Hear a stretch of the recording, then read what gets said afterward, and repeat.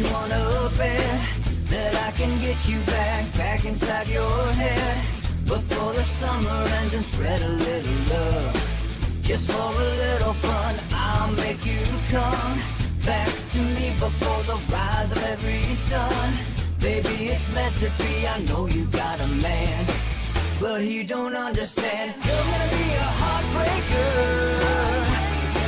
You're such a love taker. So just suck me in and you can toss me like a cigarette. 'Cause I just wanna be a bad habit, yeah.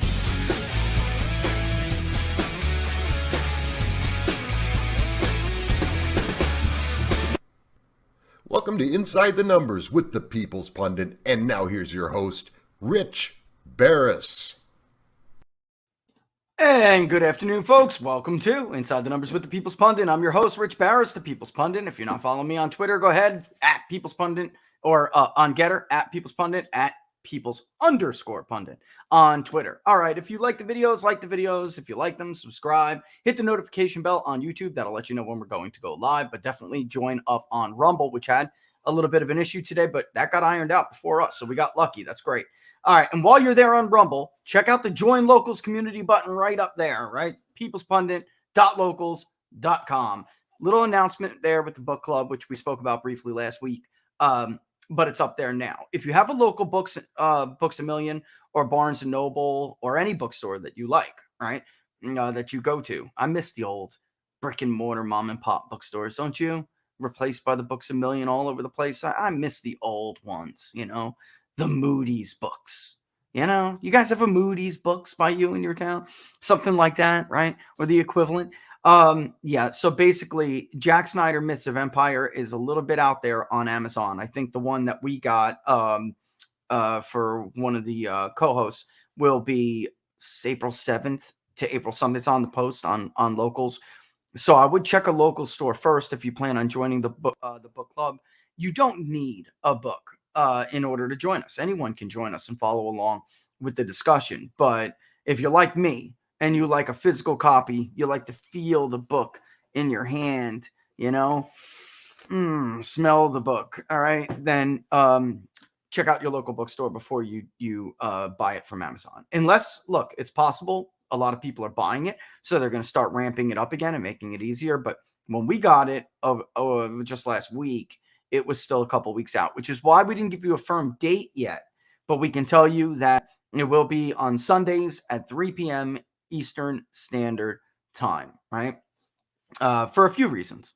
One, it was just hard to take somebody else's weeknight away. And if you're like us and you have kids, it's hard to do. Friday night, which we used to do the Zoom calls with, a lot of people want to go out on Friday night. I mean, look, it is what it is. But Sunday at 3 p.m. gives everybody a chance to go to their morning mass or morning service or do whatever they're doing.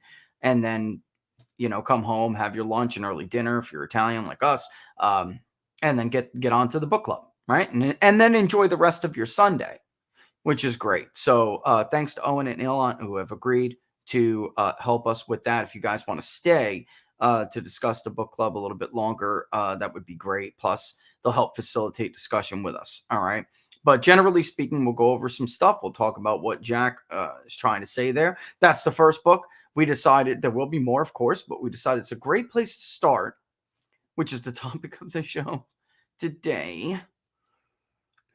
It's a great place to start with Ukraine and the U.S. response to Ukraine and the dumb rhetoric out of the mouths of leaders in the United States.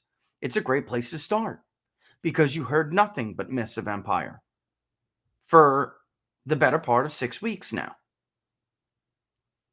And for those who have been paying attention, you won't at all be surprised with what we're going to show you today. And then we're going to go over a couple of polling numbers. But first and foremost, if you watch What Are the Odds this coming Monday, which is 2 p.m. Eastern Standard Time, the first Monday of every month, Robert and I will absolutely take an I freaking told you so lap. It's not like we got to go all over these charts again. The fact of the matter is, Vladimir Putin is popular because what he did after the U.S. managed and the Western managed decline of the Soviet Union. He promised to reduce crime. He reduced crime. He promised to reduce the poverty rate. He reduced the poverty rate. He promised to reduce the unemployment rate. He reduced the unemployment rate and kept it much more steady than the United States did during times of economic tribulation. He promised to increase quality of living and quality of life. He did so. He promised to be capable with the debt. He did so. He promised to keep inflation out of control. He did so. Unlike our leaders, and you might have noticed that in all of those charts, every time the U.S. tried to slap Vladimir Putin's hand, it had very little impact on the Russian economy or the Russian way of life. Take Georgia, no problem. Not a single blip in the poverty rate. Take Georgia, no problem. Not a bare blip in the unemployment rate. Take Georgia, no problem. All of those sanctions, not a touch of inflation. And on and on and on and on and on. Take Crimea, you saw the trends. And we told you this time, these weren't going to work either. And in fact, they would only hurt us. But the ruble, it's going to crash. Look, we're bringing them to their knees. The ruble. Let's pull up. By the way, I still love these charts on People's Pundit Daily. Even though People's Pundit Daily is going to be peoplespundit.tv soon, we are still going to leave these charts that I'm about to show you right now because they rival even the Wall Street Journal when it comes to market analysis tools. And that's just, we can't get rid of that. So here is, and we shall look at the 6 month. All right. Look at what we did. Here's the US dollar against the Russian ruble. Here we have where we crippled them. We crippled them. And then it completely recovered. All right. Let's actually look at it a little bit more. Here's this chart right here I'm going to look at, but I'm going to find, where are we? The US dollar to the Russian. Where are you, Russian ruble? There you are. All right. It may actually, yeah, it's going to take us to the larger chart, which is good. That's fine. Let it. Oh, you guys can't even see it, can you? There we go. It's pulling up. There you go. Here is the 1 year on the US dollar to the Russian ruble. Here is the 6 month, which we shall look at. Here is the 3 month, which we shall look at. Here is the 1 month, which we shall look at. It has essentially recovered.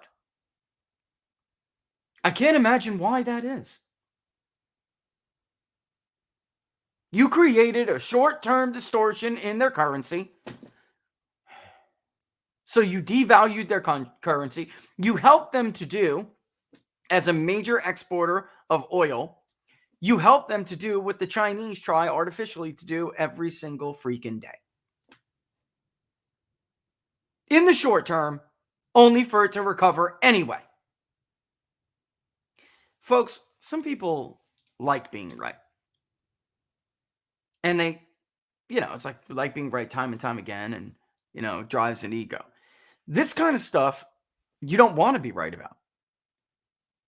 But of course, it was so freaking obvious to anyone who has half a brain when it comes to economics. What did we accomplish with this short-term disruption in the value of their currency against the US dollar? What have we accomplished? We accomplished the Saudis selling oil to the Chinese in their own currency. We accomplished Russia selling oil to the Europeans in their own currency. We traded the collapse of the petrodollar, the replacement of the petrodollar, which, by the way, is the only reason why we've been allowed to get away with debt the way we have. We have effectively traded that for what? What? What did we do to the Russians that was worth this? Yeah, I pray that these plans don't continue. But I don't know how we could see this reverse course. What incentive do the Saudis have to change their mind? What incentive do the Indians have to change their mind? What incentive do the Russians have to change their mind? We did not hurt them. This was a bunch of Western propaganda. And from the left to the right, they should all be ashamed of themselves. When we don't have the petrodollar anymore, approaching $30 trillion in debt, you think all of the rich conservative talk show hosts, the rich Fox News hosts, you think they're going to be the ones who are destroyed from this? No, you will be. They're viewers. When the idiots at MSNBC realize they're wrong, will they be destroyed by this, or will you be destroyed by this? A coalition of morons from the left to the right put us in this position. I have no good news for you. GDP is forecasted to grow at an abysmal rate. An absolutely abysmal rate. There is no growing our way out of this problem. And there really is no good news ahead. If you want someone to level with you and not fill your head with nonsense, inflation is going to get worse. Wages are not going to grow. You will not be able to afford housing and shelter if you're outside of anything but the upper middle class. It's time for somebody to be honest here about what is going to happen to this country. The economic pain that we're about to feel is unlike anything that most of us alive today have ever felt. That's the most likely scenario. This is what has been done to us. And I say done to us because I don't believe you did this to yourselves. I don't believe Thomas Jefferson's "the government you elect is the government you deserve" absolutely applies 100% today. For obvious reasons.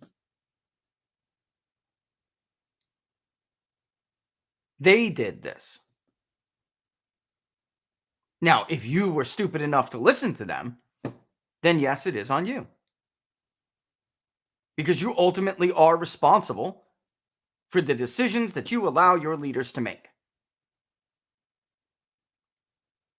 So I ask you now, what further provocation would Ben Shapiro or Sean Hannity or Mark Levin, what further provocation would they like to see the Biden administration engage in right now?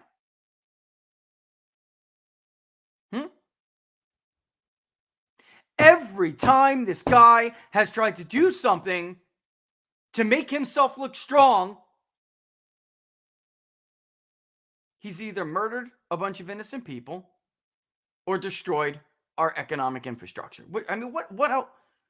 Why are you so willing to push him into another mistake?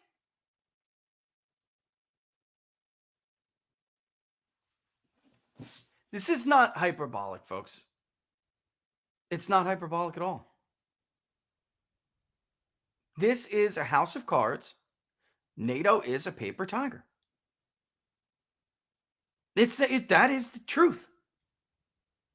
And the main reason that we've been allowed to get away with this fake power, because that's what it is, and fake wealth and fake influence, is not real. We don't have it. The money we sent to Ukraine, we didn't send. Our grandchildren sent it. It's not real. And the only reason we've been able to do that in the past is because of the almighty dollar being the standard. And we traded that so we could feel good about ourselves. And we could all put up the "I stand with Ukraine" rainbow-colored freaking emoji icons on our Twitter handle.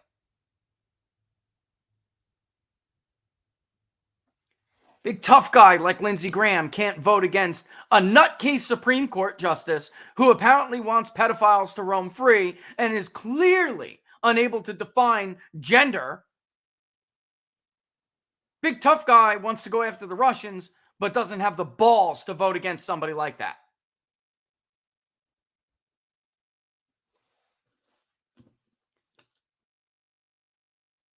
You think our poverty rate will remain that consistent? I don't think so.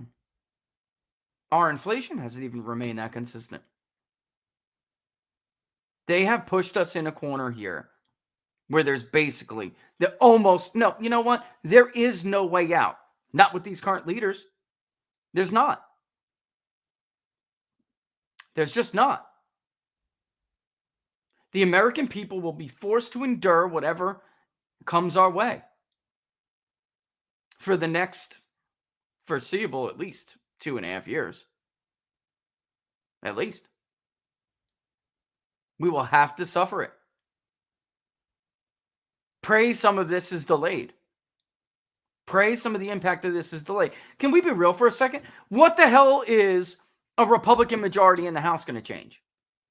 Half of those schmucks jumped right on board the bandwagon. Right on the sanctioned Putin train. What good will it do if they're in charge in the House? What if they took the Senate as well? The Republican Senate conference may be the biggest group of cowards in the history of in U.S. history. The current conference right now. What on earth would we expect them to do any different? How will they muzzle the executive branch from murdering another family on accident? Or crippling the U.S. dollar? Or for that matter, foolishly leading us into World War III because they did that. Because they did it, they knew they helped the Biden administration do it. So now the only thing left is to hurt our enemies as badly as we self-inflicted wounds upon on ourselves. Well, we can't fix the problems that we caused. So maybe we can punish our enemies as much so they're just as hurt as we are. That's their future decision. Will they take back the power of Congress to declare war? Will they do that? Will they finally stop abdicating that constitutional duty and obligation?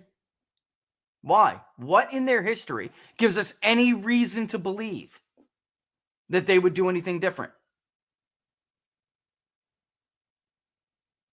This pisses me off. We went over this one after the other. One chart after the other. One economic statistic after the other. Not from right-wing sources. From the Paris base OECD. The World Bank. Russia insulated themselves from Western stupidity. There was nothing we could do to them that wouldn't at least risk isolation to a great power conflict or pushing them into another coalition with enemies we cannot defeat. Eli Lake, physically or economically. What will we do now, Eli? Your collapse of the ruble didn't last that long. Come on, smartass. Where's your quib now? Where's your great column in Bloomberg now, smartass? You got children? Nope, probably not. So you have the luxury of making ridiculous comments and pushing asinine policies because once you leave this great earth, you don't have a legacy to leave behind.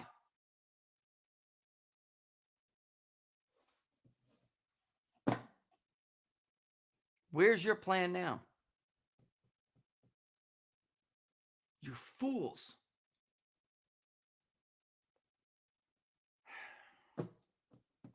Fools. A lot of you. You should look for other work. You should look for other work. You're a national security risk. Your stupidity and your ignorance is a national security risk. You're that much of a danger to the survival of this country. You're a total moron who should probably go live in his mother's basement and never contribute to the national discussion again.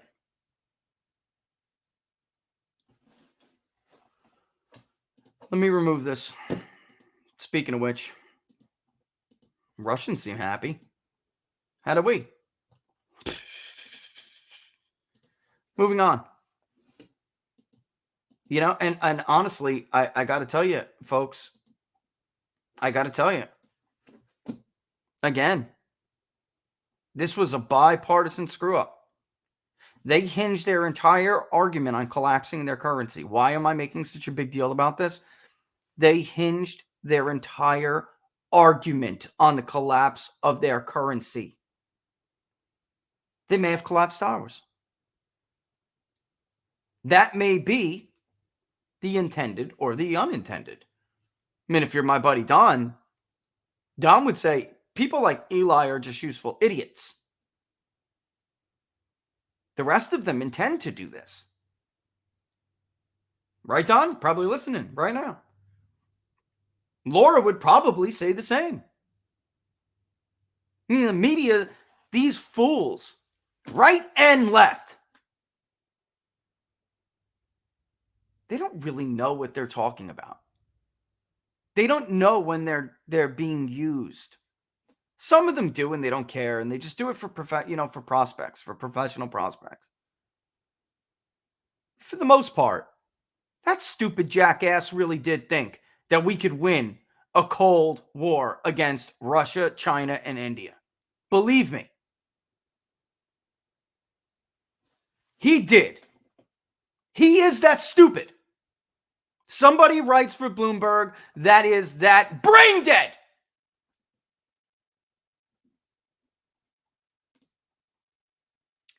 Gee, I wonder what changed, ladies and gentlemen. Let's take a look at the survey. Jumped right out at me. In the U.S., life ratings dropped to a 13-month low. Somebody help me figure this out. This survey is dated March 30th. Hold on. Help me figure this. Let me scroll down to when this was conducted here. This must have been part of the Gallup panel, right? Yeah, it's the National Health and Wellbeing Index, which means Gallup probably sent it out in the beginning of the month. Let's see. Let's count backwards, ladies and gentlemen. If it was conducted in March, February, January, 3 months, that's 13. So 3 then plus 10. What could have possibly changed over this 13-month period? Does anybody see a potential, I don't know, event? Maybe? Did something happen about 13 months ago that could help account for this terrible trend? Yes. The senile moron took over. The walking the halls of the residency in the middle of the night with soiled Depends took over. Let's go down. Hold on.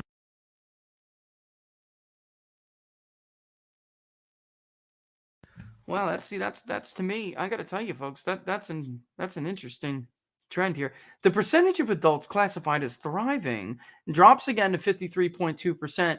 The thriving rating among independents have dropped steeply since June of 2021. Daily stress and worry both remain steady and near pre-pandemic levels. That's Gallup has to throw that in, right? I don't know. The 13-month low seems a little bit more important of a talking point The percentage of Americans who evaluates their lives well enough to be considered thriving on Gallup's Life Evaluation Index was 53.2% in February. Wow, let's go down to this chart, shall we? Forget about what Gallup has to say. Let's take a look at this chart. Here is before Lehman Brothers collapsed. Dear old George W. Okay? Here's where Lehman collapses and the Dow reaches its lowest level of the financial crisis, 46.4%. And when Barack Obama is elected, right?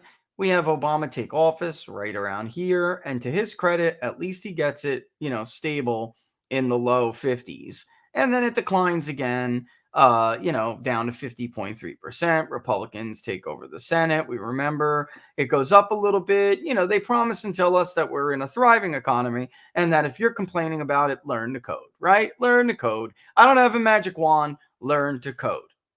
All right. Gee, happens here. That's right. Donald Trump takes over. We see a dip down here during the COVID deaths over here. All right. So interestingly here, the U.S. crosses 30 million unemployment claims. All right. And then we start to rise again. We go back up. We dip down. We have the pandemic that blows. Right. And then it starts to climb. Right. Pre-pandemic levels, doing much better. Widespread vaccinations handed over to Joseph R. Biden. It looks like it's doing much better. The Omicron variant kicks off. Delta's out there. It was right around here, by the way. That's why it fell back down. We had the Delta come back, right? And then we now fall back down. Inflation reaches a 40-year high. And we're back down to what? Obama levels. I'm sorry.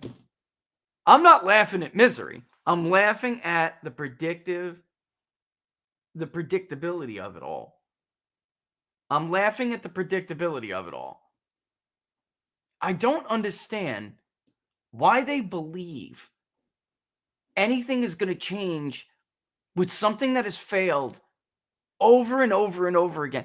I don't understand how they feel like if they just tweak this one more thing, somehow the failure was somebody else's fault, right? The Obama experiment, total economic failure. But it was always someone else's fault, right? It was never Barack Obama's policies. And that's just true of leftists in general. Mao always said it was someone else's fault. Pol Pot said it was someone else's fault. Fidel Castro said it was someone else's fault. And damn sure the Soviets always said it was someone else's fault. And if you could just get rid of that someone else, if we could just eradicate that other, and tweak this here, tweak that there, things will be different this time. It's amazing. It's amazing. It's, I don't like using that word, but I also don't like the idea, well, insanity is doing something over and over again. No, insanity is a little bit more than that. That is another word, which is still a derogatory word, and I don't like to use it because it offends some people. But in the strictest,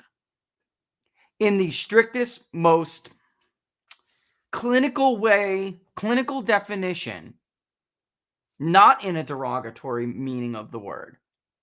That is in the most clinical meaning of the word, mentally retarded. Not derogatory, but I'm talking about clinically. If you find yourself in a loop like that, you are retarded, mentally disabled, incapable of learning beyond a certain point.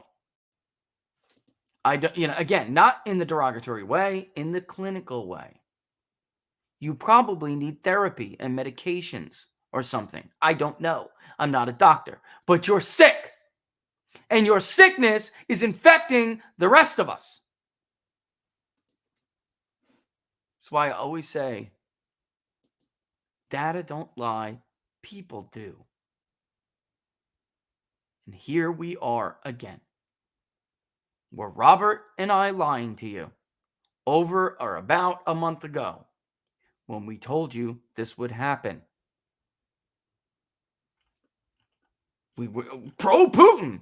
Well, Robert and Rich are just part of the Putin party. How many millions listen to that stupidity on a daily basis? The Putin party.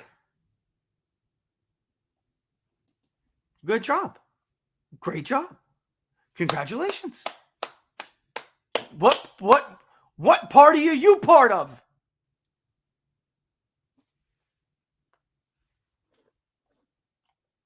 Roughly 1 in 5 Americans mention the high cost of living and inflation, or fuel prices specifically, as the most important problem facing the U.S. today. All right, Gallup, you know what? You've been doing this a lot longer than us, all right? Why should I have to correct you right now, while it is that and as it stands, I do have to correct you? Gas prices is a subcomponent of cost of living. It is literally a major subcomponent of the CPI. So what this really says is 21% told you that a cost of living or inflation issue is their number one problem. And it may even be more than that when we dig into their subgroups. Fuel and oil prices, not a number one issue. It's a subcomponent of an issue. Cost of living inflation. That's why when we do that, we then ask people, well, what specifically are you talking about? Fuel, gas, groceries and food and groceries, housing and shelter, medical, utilities, transportation. Together, these account for over half of economic issues that 35% of Americans cite as the nation's top problem. Now you're getting a little closer to our last survey, aren't you? By the way, if you go to the front of bigdatapoll.com, scroll down, you will see that we have, in fact, begun to add all of those indicators to portfolio. Okay, so if you go there right now, you will see direction of country is up there with its tracking trend, generic ballot, right track, wrong track, the registered voter economic confidence index. All right, hover over the chart. You will see the title pop up. You shall click on it, and it will bring you to the trend.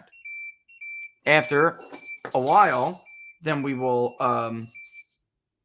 you know what that is. Some of you parents, you know what that is. After a while, you will learn how to go through them. We will add all of those different prior crosstab surveys so you can see. All right. All right. So let's see. Laura, I really may need you to do this. I don't know what the hell I'm doing. And she's going to kill me if I don't get it right. You know, she's just going to get mad at me. All right. There we go. Let's do that. Oh, it worked. I did it, Laura. See, I'm the greatest grandparent ever. Grandparent in training. Take that, Laura. For those of you who don't know, I'm watching my daughter's, how do you say this? Tamagotchi. All right. And there's a competition with who could care for this thing better while our daughter is gone. And I'm kicking butt, Laura. So take that. Take that. She's in the chat, probably. There she comes. I just discipline. You know what your problem is? You don't discipline her enough, Laura. She needs more discipline. That's because I'm the grandma and I give her cake, okay? And she loves me more for it. She was happy and full of hearts when I gave her back. Unlike when you did, she was sick and filled with poo-poo. That's ridiculous. Look at this. Discipline, Laura. She's running laps right now. She's healthy as can be. Discipline the mind, discipline the body, grow as an individual. All right, you guys spoil her rotten. All right, so I will early grade. They got some of them know. You guys know. I mean, maybe you don't know what it is, but yeah, right. Lies and allegations she threw at me there, ladies and gentlemen. There is no proof. All right, the truth is, every time something next goes time wrong, I'm taking pictures. I am scapegoated. It was grandpa's turn. It was not. Look how happy she is. Look how happy she's dancing around. She's great. All right. Let's get back to it, shall we? 68% of adults name one of several non-economic issues as the chief problem. This category of concern is led by various criticisms of the nature's government and leadership and the situation with Russia and Ukraine. I do find this interesting because that's roughly, if you look at where we went with foreign policy and national security this month, that's roughly where we're at. And here, let me make it big so you guys can see it. That's roughly where we were at as far as foreign policy related concerns. Obviously, most people chose that because of Russia, the situation right now. Last month, those people were crime voters, the lion's share of them. And I imagine if this was to calm down, although I don't know how, well, maybe the direct conflict will calm down, but the reverberations, the impact will continue in people's minds, in voters' minds as we move forward. This is why I told people this was a trap. Don't listen to these pre-Trump, apparently fake America firsters. They were always the first idiots to fall into the Democratic traps before Donald Trump. Under Donald Trump, he kind of kept them in check because they were just chicken shits who were afraid to step out of line and say something that was not in lockstep with Trump.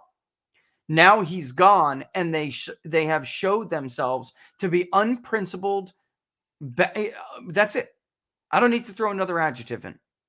They have shown themselves to be unprincipled, back to being the dummies who fell for every single trap time and again and again. By the way, you may recall these same morons told you that Mitt Romney was the most electable person, right? Most of them. And Laura, I'm making this big on purpose, okay? I'm making that full screen on purpose. All right, so high cost of living and inflation, we're now in March of 2022, has more than doubled with Gallup from 17 to 17 from 8. And you can see in February it ticked a little bit higher. Again, ladies and gentlemen, I mean, that is not, I would love to see what else they have here. Energy, lack of energy sources. That is not a good way to word this. Look, I'm sorry. I don't mean to be tearing apart Gallup survey here, but lack of energy. You're talking about lack of energy sources. You're mixing people in there with who, your energy, lack of energy sources, 3%. That's a combination of a bunch of people. Maybe they're concerned about climate change, for crying out loud. Maybe they're concerned that there's a lack of drilling in ANWR. This was a very stupid way to word it. Energy is, in fact, part of a cost of living issue. And if you would have given them the option under that, then you would have known. Because you would have parsed out those who chose energy as in like a utility bill, which again is part of the CPI. I'm sorry, they boffed this. I hope you guys understand what I'm saying. But what I mean by this, when I say Gallup boffed this survey, they are mixing a bunch of people that they don't know who's who and what's what. These may be cost of living voters in here, some of them. They may be. You don't know because you put it as energy or lack of energy sources. This could be the guy I told you about once who said his most important issue was contact with aliens because we want, right, Laura? Because he wanted aliens to share with us more energy sources that were clean. I'm not making fun of him. I'm saying that's how much you could really boff things up if you don't think this through. And if you're going to talk about these issues in a consistent manner, that the way we hear about them when they're being reported as economic indicators, then you should do your level best to mirror those issues and mirror the words that are used in these household surveys in government conducted economic indicators, like the housing. The CPI is only one, but the monthly employment situation, otherwise known as the jobs report. If you're going to talk about jobs in the economy or unemployment and stuff, they should mirror that. If you're going to talk about inflation, then you should use the damn components that are in the CPI. You want to add to it? By all means, add to it. But don't count those voters out as something else. If you failed to include a component in high cost of living or inflation. All right. I don't like it. I don't like it at all. You may notice that coronavirus has completely collapsed in Gallup. From 20 in January of 2022, 20% who said it was still lagging the government and poor leadership. Down to 13% in February. That I got to be honest with you, I'm actually really amazed. It's quite remarkable how close Gallup and I are on some of these trends. In February, around that time, we still had it in the low double digits, coronavirus, and now we have it in the single digits. I think ours was what, guys? 5%? So well within the sampling error to 3. I'm actually pretty surprised. But also it means that we're, the more confirmation, then obviously you think the more likely it is that we're both generally right here. Unemployment and jobs, we say jobs and the economy. The economy in general is, 11%. Economy and jobs is 1, so around 12. We had it higher, but again, they have some of this other lack of money. The hell does that mean? This is silly. I'm in a foul mood today, so maybe that's why I'm tearing into Gallup a little bit. But this is indicative of all the other problems we have in this country, which is that you could really look at the so-called experts and pull all of their work apart. Come on, Gallup, you're killing me. I'm starting to get the feeling you're no more competent in survey research than Lindsey Graham is in foreign policy. Come on!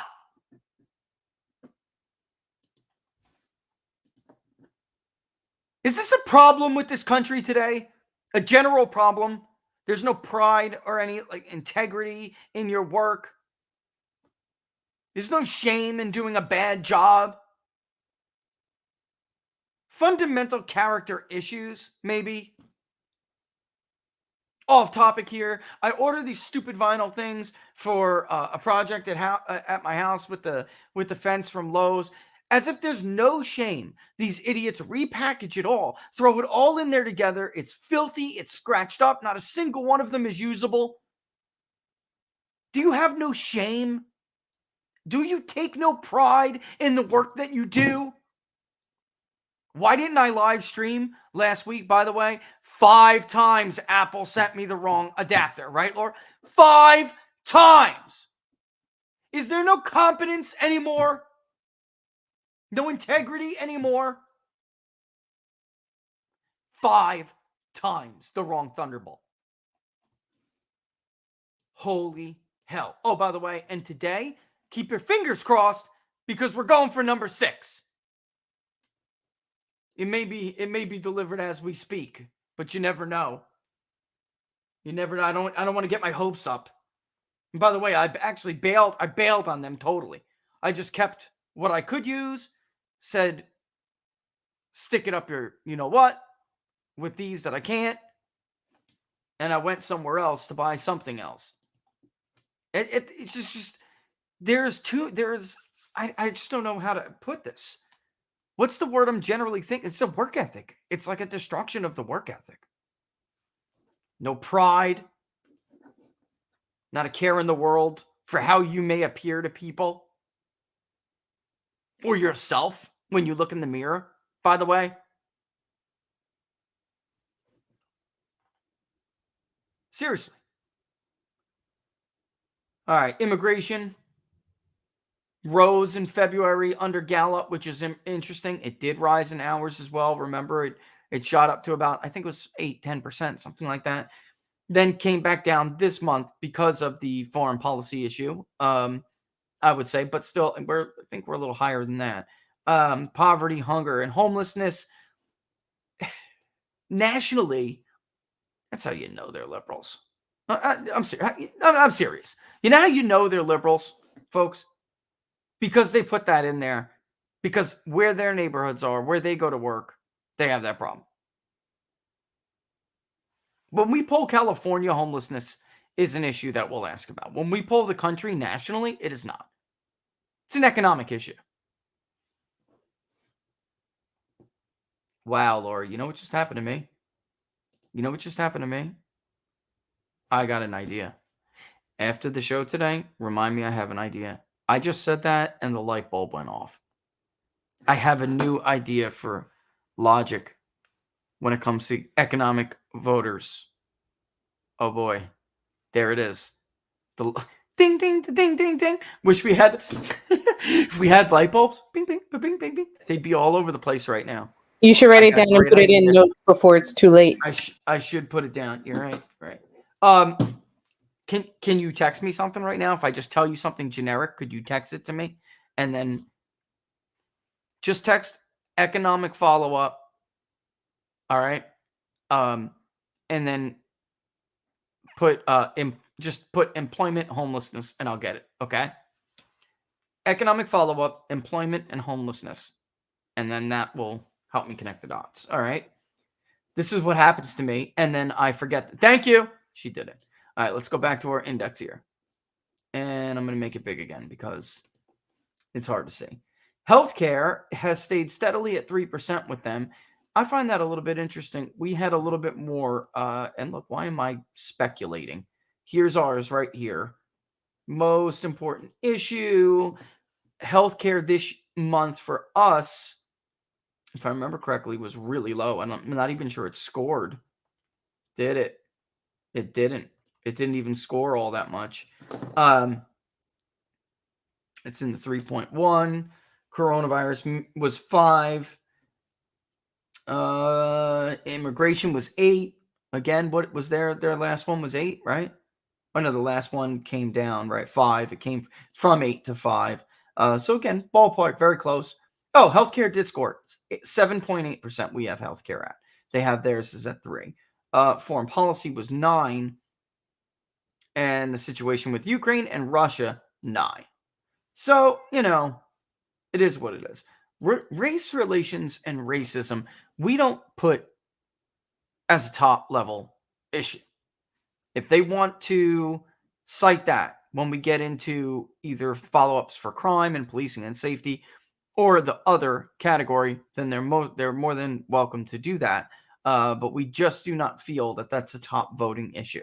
Ladies and gentlemen, when was the last time that we ever had a national discussion about racism and race in this modern era, driving in an election as a top voting issue? Never. Not in modern history, right? They didn't even look. Barack Obama didn't win because of his race, and the top issue was race. The economy and the unpopular war, the economic collapse and the unpopular war. Even during Ferguson, they thought they tried to make these top voting issues. They did not work.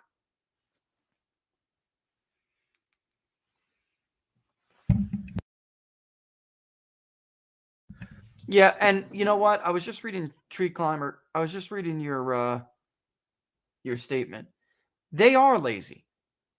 They are crooked and they're stupid. Marjorie is right about that. And then when somebody, look, I'm not saying there are comments she's made that I didn't like. There are. But I'm saying somebody like her generally gets to Congress and has problems because they get there and they're like, look, I plan on being the person that I said I was going to be when I was elected. And then you get there and you realize that they're filled with a bunch of pieces of trash. And that's both sides of the aisle. It's really true. I mean, I know people who got elected on certain specific promises, went to Republican leadership, and the Republican leaders at the time, Paul Ryan, basically told them, yeah, we don't really solve problems like that here. We run on them. We don't solve them. We don't do that here. And so, again, when I open the show and I say, we do have a responsibility here. We do, because who kept Donald Trump? Who kept Paul Ryan as the leader? Was there enough outrage that Paul Ryan was going to become the Speaker of the House after Donald Trump won that election? That they held on to majorities because of Donald Trump? And yet Mitch McConnell and Paul Ryan were going to be the face of Republican leadership? Whose fault is that? They are what they are. You have to expect them to be what they are. Ultimately, it's our fault for allowing it. Ultimately, it was our fault.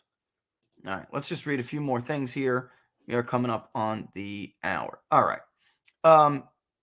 Which, by the way, I did have to say, but I'll talk to you about in a second.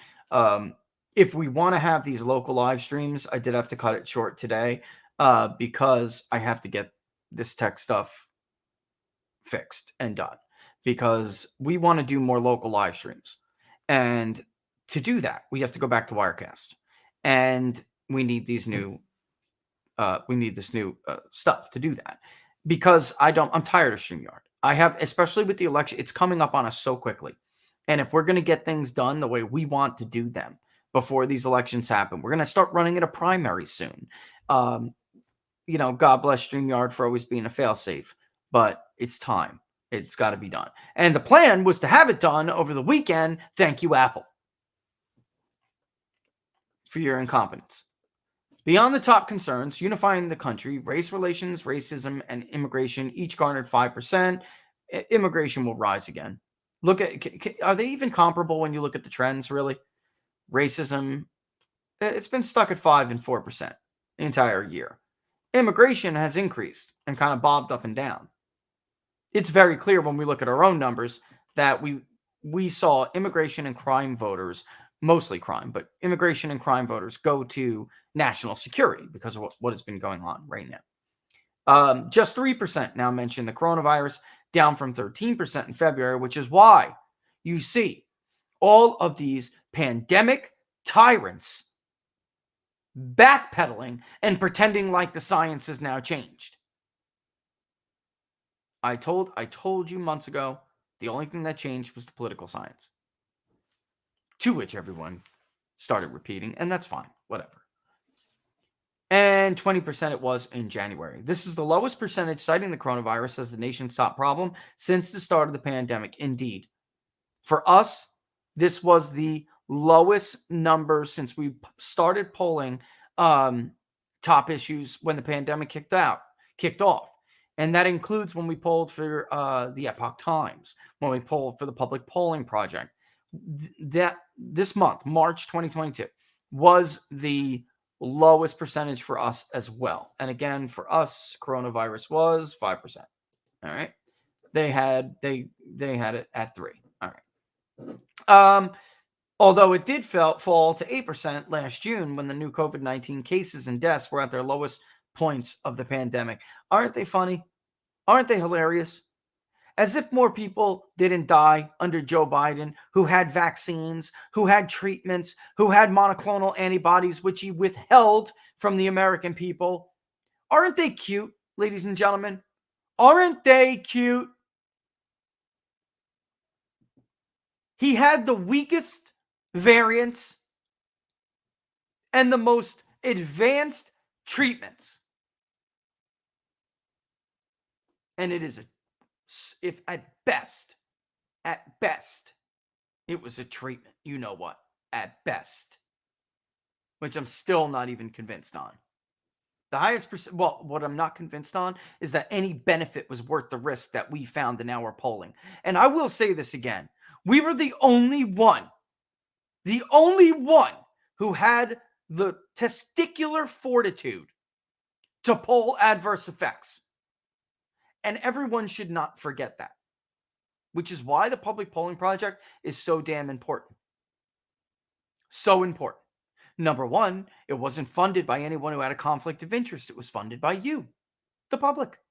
And number two, I don't give a damn if some schmuck puts me on a pollster scorecard. I don't give a damn if some media company I don't like anyway blacklists me. I just don't care. Only thing I care about is whether or not I'm more accurate than the rest of them at the end of the day. They do care. We know people. People you look at their polls and trust, who unfortunately cowered when asked whether they would do that. They were afraid some cheese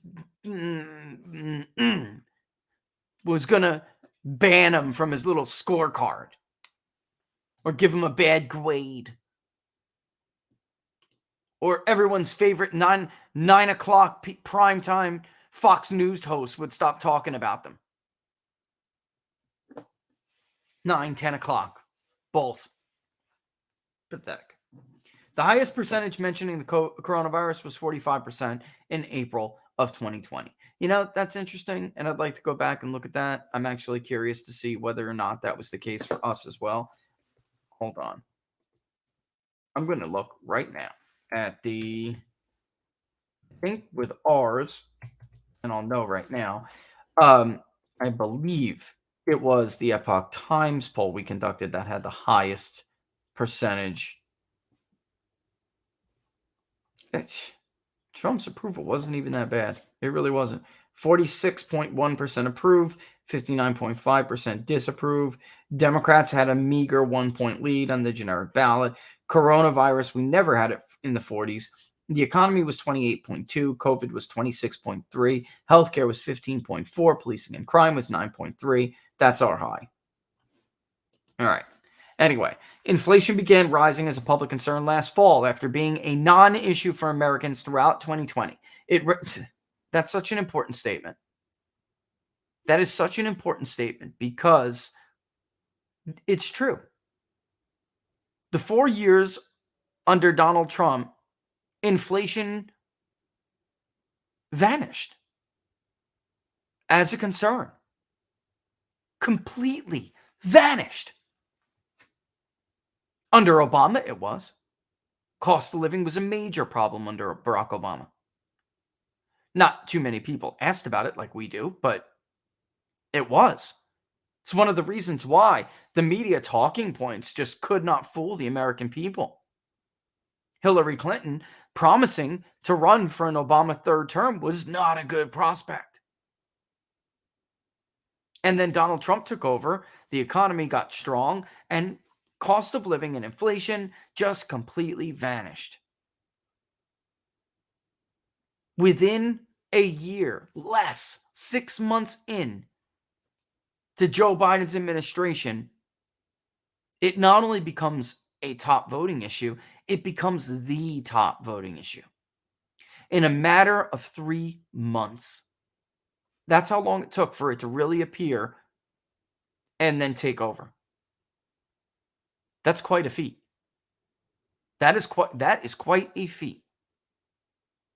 To collapse confidence in the U.S., the strength and the worth of the U.S. dollar within 3 months. Congratulations. Everybody give them a round of applause. Really.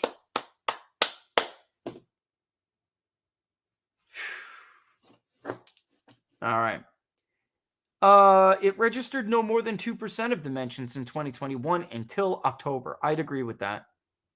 I'd agree with roughly that time period when 5% cited it. Then the percentage has increased more in the past month, 7 percentage points to 17%, than in any month since the upward trend began. This increase is in concern comes as the U.S. inflation rate continues to climb and is now at the highest point in 40 years. Well, let's be real, Gallup. It doubled that. It has hit that 4-decade high 3 times under Joe Biden. 3 times. It just keeps setting a new one. Similarly, after no more than 1% of Americans cited fuel or energy in 2021, well, of course not. Donald Trump made the country energy independent. That category is inched up as a top concern from 2% in January to 4% today, amid record high gas prices. You know what? Now seems like a really good time to start a war with Russia, doesn't it? Oh my God. Take a sip of water. And meanwhile, the percentage citing the economy in general has hovered near 10% in most months since November, while roughly double that percentage cited some aspect of government as the top problem. That's interesting, actually. because we don't really ask about, the government itself being a top issue. I almost feel like, why don't we? I feel like government is always a problem. Is government never not a problem? Right? It's not the government itself per se, so I don't want to ask about it. It's almost a given that, of course, government is a problem. That's why they're electing different leaders, right? That's the nature of U.S. politics. It's a pendulum. It doesn't make sense that you would cite it specifically, but I get it. I mean, I get it. But that's why we have trust indicators. We can always look and say, do you trust the Congress more this year than we did last year or not? Right? So to me, it's just a little bit odd. Yeah, so there you have it. And I guess that number is not good, but I almost feel like in defense of, the incompetent simpleton, I'm not sure, because we're so partisan, I'm not sure that number could come can come down that much. What's their low here? 14%, right? Right around here, 14%. There's always going to be somebody. Now, I will say this on ours, when it comes to when we say other, please let us know. There is more anti-administration. What do we call it? Anti-administration, anti-status quo kind of statements or categories that people select. So I can't stand Joe Biden and his administration. I don't trust the government in general anymore, or I don't trust them in general. It's like a populist, anti-government, anti-big government, anti-incompetent government kind of sentiment. We have been seeing an increase in that. So yeah, I mean, I get some of that, but for the most part, I don't really see the point of putting it as a single issue. If they want to single that out, fine. But longer term, current mentions of inflation as the nation's most important problem are the highest Gallup has recorded since 1985. Still, they are well below the extraordinary high percentages, reaching 52%, found in the early 1980s, when inflation was still elevated after a period of stagflation in the 1970s. Yeah, well, you know what I say to that? Give it time. You know what I say to that? Give it time. Give it time. We also, in the 1980s, that problem was different. It was simply different. And I think, unfortunately, Americans are going to find out the hard way that inflation and overall currency issues are more easily controllable, or at least their impacts can be limited, when you're not buried in a debt that you never had any prayer of paying back. And that really is the difference between now and the 80s. The strength of the petrodollar was not in doubt, even when Jimmy Carter was the feeble president he was. It really wasn't in any jeopardy. Now it is. And we're at the tip of the iceberg. If you spend $50 billion you didn't have in 1984, Americans had a total mental breakdown. They were debt adverse. They understood that you cannot borrow money and spend money that you cannot pay back. Unfortunately, over the course of, starting with George W. Bush, he blew the surplus. He blew the peace dividend. Barack Obama came in and was even more reckless than he was. Trump wasn't great at trying to, for the first 2 years of Trump's administration, it did look like he was going to try to grow us out of that, or at least grow us into a position where we weren't adding any more to the national debt. And in fact, we did track it for the first 18 months. And it was declining slightly. But then he blew a hole in the he blew a hole in that toward the end of his presidency. But it wasn't the tax cut. It was the CARES Act that added to Trump's deficit spending and overall debt, national debt. He killed whatever legacy he might have been working towards with being at least a somewhat more restrained spender. Although I do know in the second term, he did plan to radically go after the debt. But it wasn't through hurting the American people. It was through just completely slicing the size of government. And then growing. Because Trump believed that if he could severely shrink the size of government to the point where the private sector would grow to fill in, then perhaps we could reach growth levels that would start to allow us to grow our way out. Again, I am the cut and grow school of thought. I don't think you could do one or the other to get a hold on debt this big. I just don't. At this point, though, I'm at the point where I really am at a point where I just think you have to default. It's so bad. They have completely jeopardized the integrity of our system. The dollar itself is essentially compromised right now. That's really how I feel, because it's such a phony. It's such a phony currency. It has nothing that really, that really backs it. And I don't mean, let's go back to the gold standard. That's not what I'm talking about. All you needed was to shift the status quo, the balance of power, slightly away from the United States, and then we no longer had the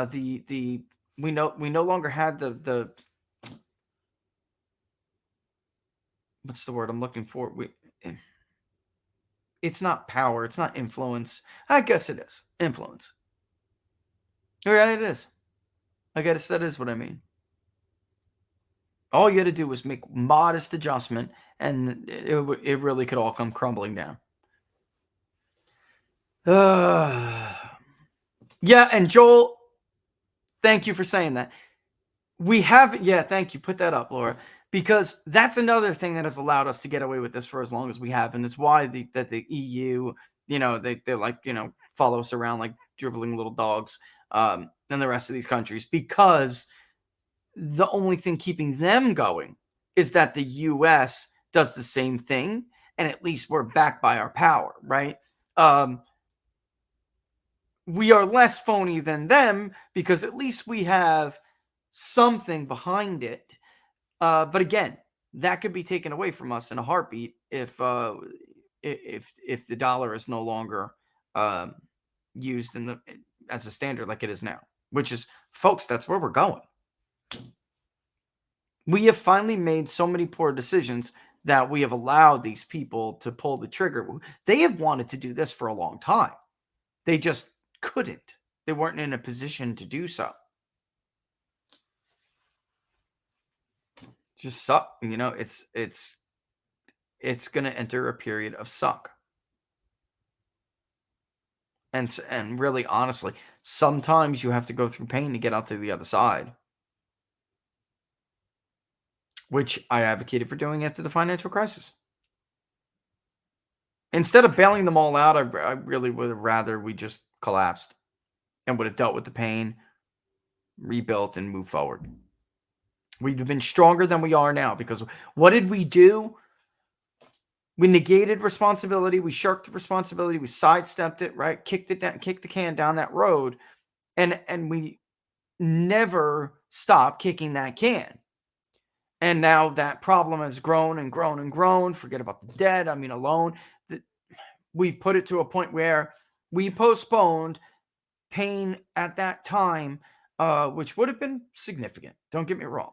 But we postponed that pain only to pass it off to a future generation, and pass what we're passing off is much greater levels of pain.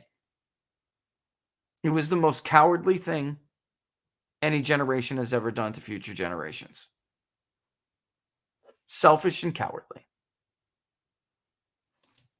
And honestly, I don't know how everyone else doesn't feel the shame that I feel. Because it will hurt your kids. It will hurt your grandkids. You did pass that problem off to them, or we did collectively. Maybe, however, we've become so arrogant and so stupid that we're going to get a taste of it as well. And that's why I'm starting to be in the position I'm in, because I really do that. I do believe it's no longer a mid to long-term reality that eventually one day someone's going to have to face. We're so dumb that we're actually going to make it our reality. And that's where we're at. Wow, it's 1:11 already. Yeah, Laura, what did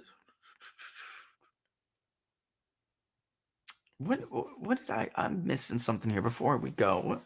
There was something I wanted to bring up. I brought up the book club, right? There was something else. The website. I'm forgetting something. Ooh, that's a good question, though. While we do this, one element of Russia I wonder about is what happens long term after Putin is out of power. Without Putin, can Russia still maintain its newfound power? That is always the danger of a system like the one the Russians have right now. It's almost like a cult of personality. I'm not going to call it a dictatorship. I'm not. Russia is no less a democracy than Ukraine. Ukraine's not a freaking democracy. It's just not. Because of how he put oligarchs in check, because of the relationship he has with them, the arrangement, let's call it, that he has with them, which scared most of them out of Russia. I don't know. Not that I don't know. I lean towards no.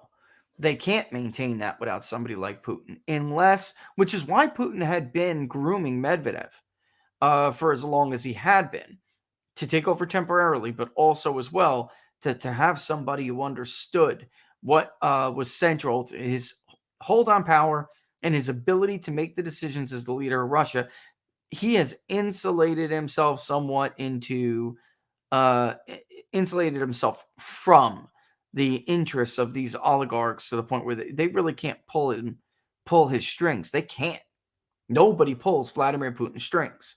And I don't know at this point if there's another person next in line that would be as successful. Never count somebody out. I mean, there have been leaders that rose from basically obscurity to fill the shoes of people that were previously thought unfillable, and yet it happened. So I don't want to count anybody out. Just right now, I don't personally know a way that Russia would be able to maintain without somebody like that. And I don't know of a person like that. But that's a great question. I was thinking about this a lot actually lately.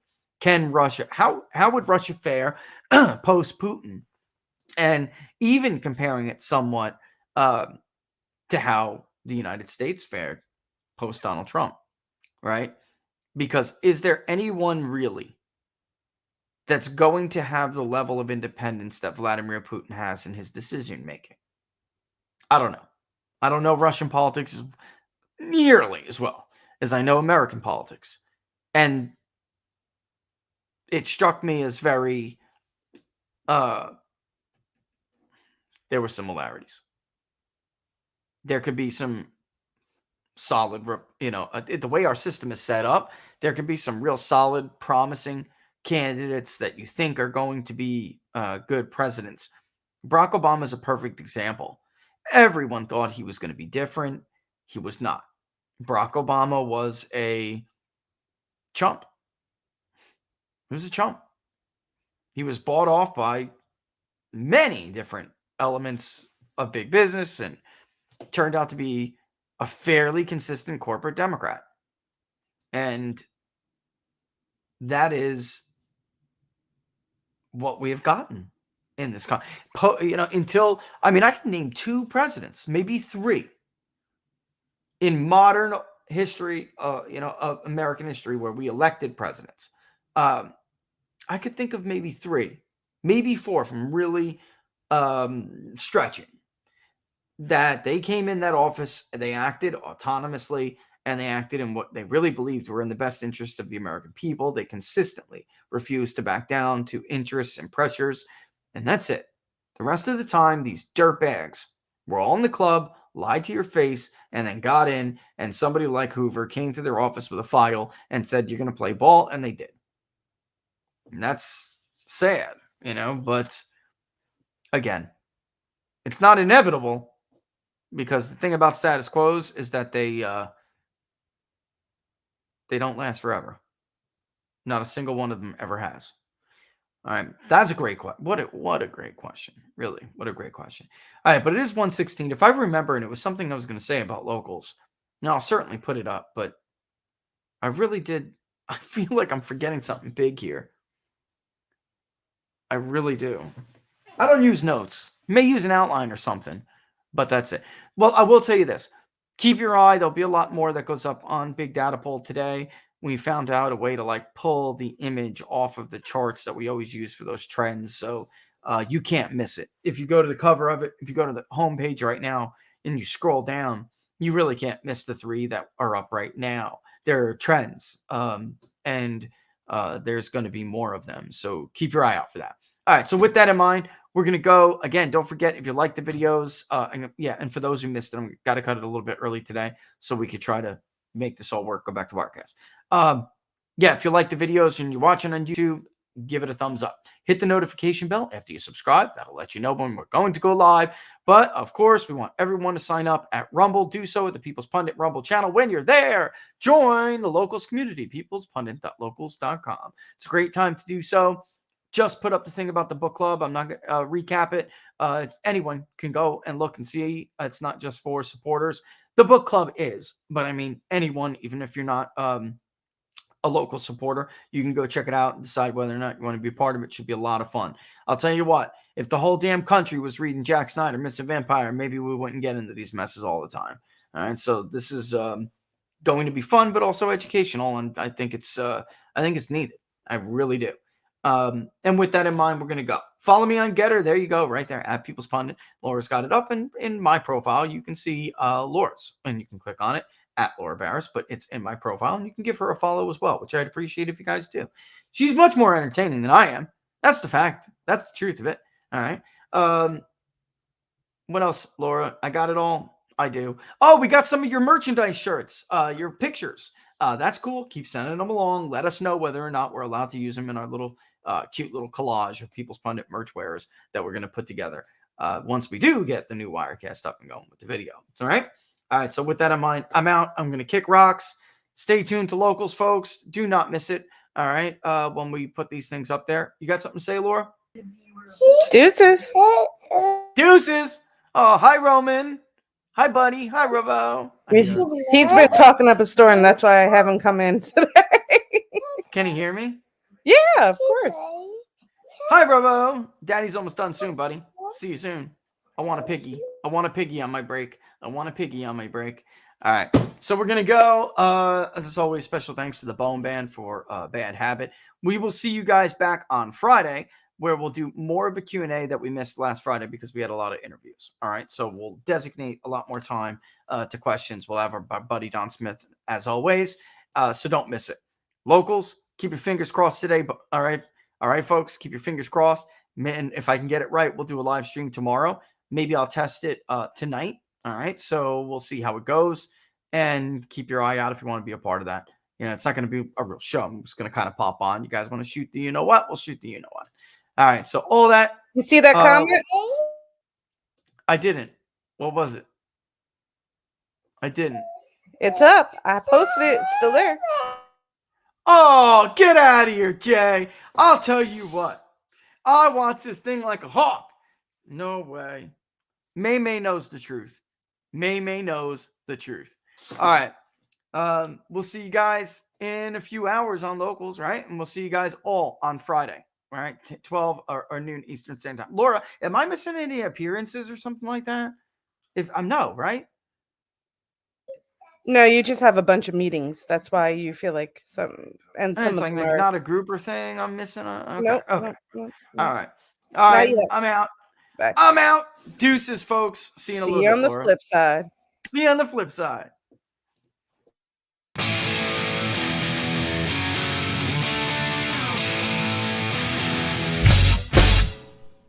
How much you wanna bet that I can get you back inside your head before the summer ends and spread a little love. Just for a little fun, I'll make you come back to me before the rise of every sun. Baby, it's meant to be. I know you got a man, but he don't understand. You're gonna be a heartbreaker. You're such a love taker. So just suck me in and you can toss me like a cigarette. 'Cause I just wanna be a bad habit, yeah.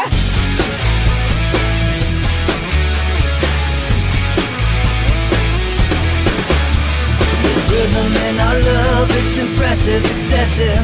You can't make this stuff up. My chest beats, it's restless, wakes the neighbors up above. Yeah, baby, come and show me love. Baby, come and show me love. Because you're gonna be a heartbreaker. You're such a love taker. So just suck me in and you can toss me like a cigarette. 'Cause I just wanna be a bad habit, yeah.